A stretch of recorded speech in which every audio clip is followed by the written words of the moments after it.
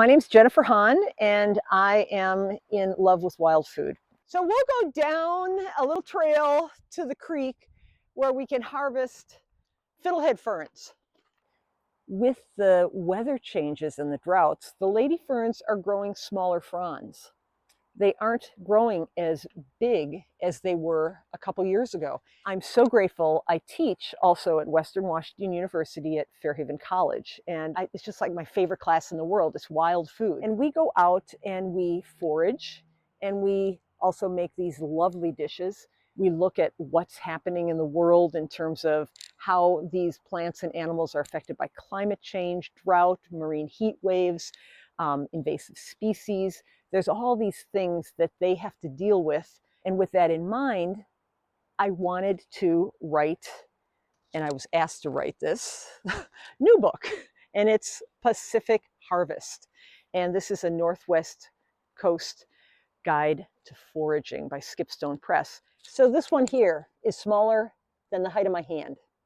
And I snap it off just like asparagus. It has a nice crisp snap.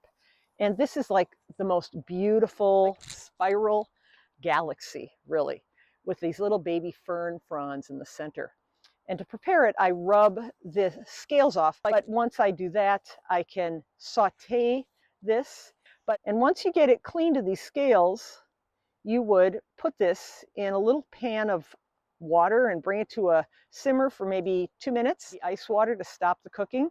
And then after that, I could marinate it with something like sherry vinegar is really nice, with a little bit of honey, maybe some shallots, a little bit of fresh mint, maybe a few petals of the salmonberry. In knowing that these ferns now are stressed by the drought cycles, I want to make sure that I'm harvesting them sustainably. And so when you harvest more than half the fern fiddleheads, the rootstock is depleted. Things that have changed in terms of there's hotter fires burning now. They're burning the seed banks. Lots of weeds are coming up.